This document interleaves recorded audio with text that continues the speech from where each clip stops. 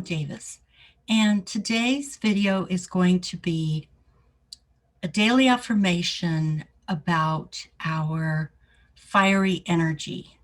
Everybody has fire energy. The reason why I'm doing this video today is because, as an astrologer, I know that we are moving into a time in our history where we are experiencing some very intense cosmic energy and planetary alignments that will trigger that fiery energy. And so I want to talk about that because what I found over the years that is so important is that people develop a healthy relationship with their fire energy. So let me give you some examples of what I mean by fire energy. So Mars is the planet of war, the planet of the warrior. And that planet has a very fiery energy, okay? Mars rules Aries, which is just another name for the war god, the warrior. And it has the element of fire. And what I've discovered over the years through my training in nonviolent communication was that most people do not understand the fire energy. We label it as the emotion anger. And we might say something like, I'm angry. Or we use some other word that is synonymous with anger. So the first thing that I discovered in working with nonviolent communication was that we needed to develop a vocabulary for our emotions, for our feelings, in order to be able to understand them and work with them and communicate them to other people in order to get our needs met. However, I found that it goes even farther than being able to say, I feel angry. Now, there's a difference between saying I am angry and I feel angry, okay? There's a big difference. And rather than explaining the difference to you, I would prefer that you just meditate on why that makes such a difference. But going further, although, in nonviolent communication, it does make sense to say, I feel angry, or I feel frustrated, or I feel irritated, or any of the other varieties of words in that flavor of feelings.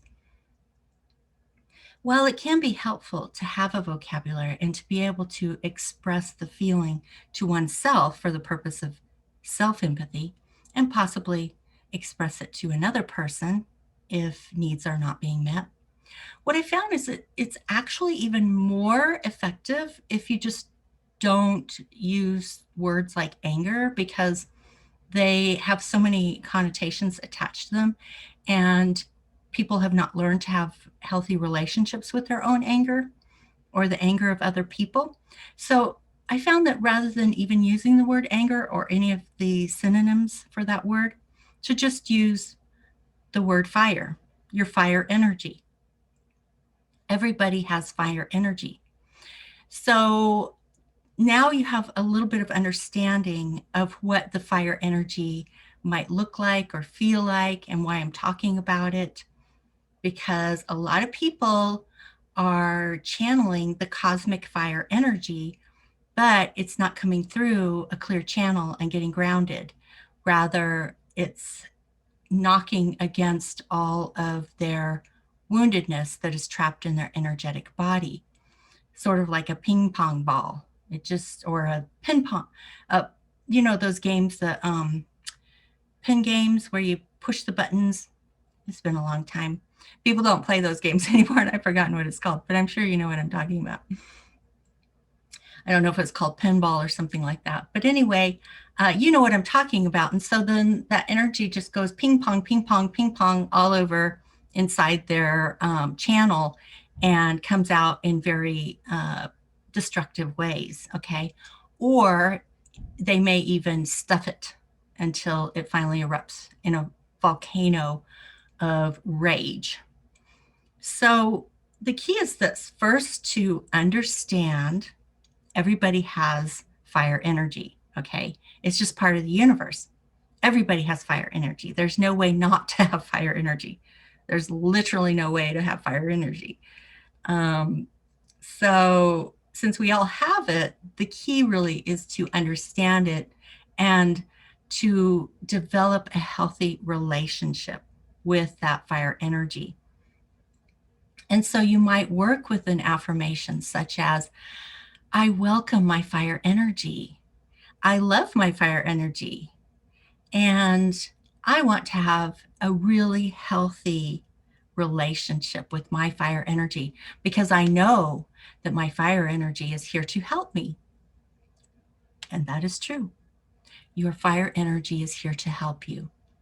And it does a number of different things. One of the things is it burns through the frozen, blocked energy that we hold in our bodies. That the frozen, blocked energy is clumped energy that we've held in our energetic bodies since we were children. If we were wounded or experienced any kind of trauma, we didn't know how to process it when we were children, and so it gets clumped, and then we hold it in our energetic bodies for virtually forever. It never goes away unless we do healing processes. Okay. So the fire energy can actually help to break up that clump stuff because it's like frozen, hard, like going to the Antarctic, and getting a core sample. That stuff was really, really hard and frozen. It has to be melted and broken up in order to begin the process of healing and dissolving those energetic clumps. So the fire energy can actually help with that. It can be a little bit scary because a lot of times people don't want to go through that healing process. And because then all that toxic material will come up and have to be dealt with, and that can be really scary. But just understand that the fire energy is there to help you. And if you're ready to go through that healing process, the fire energy can help you with that, to help break up, to melt and break up that clumped, toxic, hardened energy. It's a little difficult to explain, but I've made many videos when I talk about this, so you might want to check out some of those other videos. But anyways, that's one of the things that the anger energy, the fire energy, can do for you. Okay. Again, I recommend actually using the word fire energy as much as possible, as often as possible, to get away from the connotations that so many people have around the concept of anger. The anger is bad, it's destructive, it's violent, and try to push it away or repress it. Because when we do that, we're causing harm to ourselves. And the repression of the anger actually leads to volcanic eruptions later.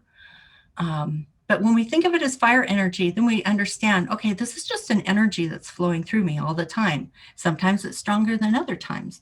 How can I use this energy? Will it speak to me? And the answer is yes. It will definitely speak to you if you're willing to listen to it. It will tell you what needs are longing to be met. So a lot of people right now are experiencing fire energy because of the astrological alignments, but they don't have a healthy relationship with their fire energy, and thus they don't know how to listen to it or to use it for the purpose of finding out what needs are longing to be met, to do self-empathy, or to work toward breaking down those clumped, wounded pieces of lead in their energetic body. So they don't understand that that's what's happening, and thus they don't understand how to work with that energy. So anyway, that's one of the things that the fire energy can help you with, is to melt and break up the clumped energy of the wounds that you've been holding since childhood. Secondly, it can motivate you. It is an amazing motivational energy. So let's say you notice yourself getting triggered. You notice that fire energy coming up, whatever you want to call it. You just start to notice it. And then you can ask yourself, what need is longing to be met? Maybe a need for honesty, fairness, justice, integrity. There's so many needs that could be longing to be met. Maybe you're not happy at work. You want more freedom, self-expression. These are all needs. And if at any point you don't have a vocabulary for needs, just go online and Google. There's there are many websites on nonviolent communication that list out the needs. Or you can get the book Nonviolent Communication. There's a list of needs, and begin to develop a vocabulary of needs. Because once you can point to the need, then you can find a strategy to help you meet that need. But we just start with self-empathy, noticing the fire energy, noticing it coming up, noticing there was something that triggered it, and then giving yourself empathy and listening to it to see what needs are longing to be met, okay? And then developing that vocabulary of needs. So that's the second thing it can do for you. It can communicate to you what needs are longing to be met. And thirdly, give you the motivational energy to meet those needs, okay? So I suggested something like, maybe you're not happy at work. Maybe you'd rather have more freedom and independence and self-expression. Well, you need that motivational energy, because at night you might be tired, or on the weekend you might be tired. And yet, if that's where you have some free time to begin building another pathway to meet those needs for freedom, independence, liberation, self-expression, then you need that fire energy to give you the motivational energy to do this, okay? So don't block that energy, but rather welcome it. Understand, it's just fire energy. There's nothing wrong with it. Welcome it. It will help you. It will give you the energy and motivation you need to melt the lead that's trapped in your energetic body, to communicate to you what needs are longing to be met, and to give you the motivational energy to move toward strategies that can meet those needs. And finally, one of the things that the fire energy is there to do is to help you set healthy boundaries, okay? And just like people in our culture are afraid of their fire energy, they have all these negative connotations about it. They're afraid of it, and they push it away or repress it or run away from it. That's conflict avoidance. They do all these things because they don't have a healthy relationship with their fire energy, with their inner warrior. And so we can set boundaries with that fire energy, and to say that whatever's happening is not acceptable. But we don't do this in a way that is obnoxious or blaming or shaming or guilt tripping other people or trying to manipulate or dominate other people or becoming a victim. None of that works.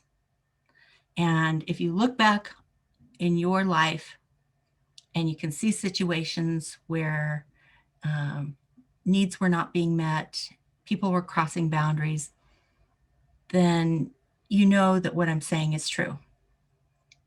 Those ways of meeting the need for healthy boundaries, they just simply don't work. What works is the self, okay? The relationship with the self, the relationship with the fire energy, the relationship with your inner warrior. That's the only person you need to have a conversation with in the end. As has been said and is absolutely true, no is a complete sentence. Now, if you want to explain to someone why the answer is no, that's your free choice. But in the end, no is a complete sentence, okay? And the only conversation you really need to have is with yourself. Because once you have that conversation with yourself and you say no to this and yes to that, that's a third chakra activity. That's setting boundaries. And your fire energy will help you to do that, okay? Your inner spiritual warrior will help you to do that. But you only need to have that conversation with yourself, okay?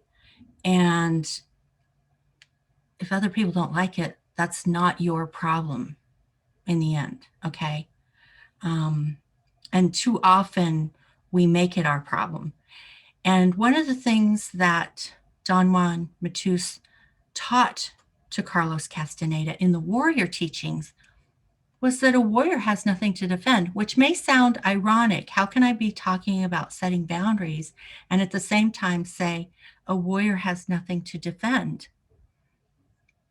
The reason is because once you've set those boundaries internally and you know for a fact that that boundary is there and you are using your fire energy, channeling that fire energy, not in a way that is shaming, blaming, or guilt tripping, or manipulating, or dominating other people, or playing the victim, none of those things, but in a way that just knows the truth about your boundaries. That's all you need to know. When you truly know the truth about your boundaries, you don't have to say anything. The energy is projected out into the world and it reflects back to us. That's why you only need to have a conversation with yourself about what your boundaries are, and then you don't need to defend it. Okay?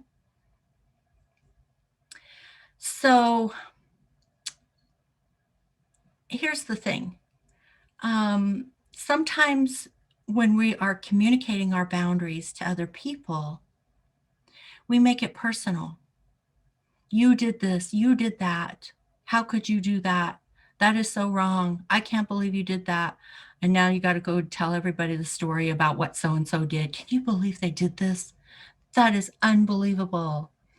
And all about the shaming, blaming, guilt tripping, victimizing oneself in that situation. You become the victim in that situation of this other person's unbelievable behavior. And it becomes personal. But the funny thing is that boundaries aren't personal. Has nothing to do with your mother, has nothing to do with your father, has nothing to do with your sister or your brother or your boss or the president of the United States or anybody else who's doing anything, the person who cut you off in traffic, whatever. Um, the waitress who ignored you or whatever. It's nothing personal, it has nothing to do with them. Okay? It's simply acknowledging your own boundaries. And when those boundaries are crossed and you've had a conversation with yourself about what needs you want to meet and you communicate them, if they don't respect it and acknowledge it and in a sense change that behavior to either meet the need or to leave, then you leave. It's as simple as that, you know? And what I found is that if you can transform the boundaries within yourself, you actually don't have to leave because the energy shift in yourself will project outward. And when a person feels that energy projection of a boundary, they literally can't cross it. It's very magical. I used to say to my friend who never locked his house that he used magic to lock his door. And I really meant it. There was an energetic boundary. He literally even left his doors wide open in the middle of the summer because it was hot in the city and never, ever, ever had a single problem because energetically the boundaries were already there and no one could cross them. And so that's why you only need to have a conversation with yourself. Once you've had that conversation with yourself and your fire energy, and you said, okay, this is the way it's going to be from here on out. there's nothing left to defend. There's nothing to defend. It's not personal. You don't need to defend it. No is a complete sentence. When you really, really set that boundary energetically, all of this becomes true. There's no argument. There's no need to argue. There's no need to defend anything. It's there. It's true. It's fact. It's just like the Wall of China. It's there. It's true. It's fact. You don't need to argue about it and say, well, I don't think that wall is really there. Yeah, it's there. I can assure you it's there. And when your boundaries are there and they're healthy and there's no debate, you know, believe me, people feel it energetically. Just like if they walk straight up to the Wall of China and slam right into it. They know it's there. It's real. There's no debate about it. And that's the way you can be too. But again, it's not about being angry. It's not about being defensive. It's not about blaming, shaming, guilt tripping, victimizing. None of that. In fact, that's the opposite of having true healthy boundaries. So this has been a discussion about fire energy, about the fact that we all have it, about the fact that it's here to help us, and the ways that it's here to help us. And so I want to go back to the idea of an affirmation that you can use. You can say, I have a healthy relationship with my fire energy. I feel it. I enjoy it. It feels good. And I will use this fire energy in a very constructive and healthy way today.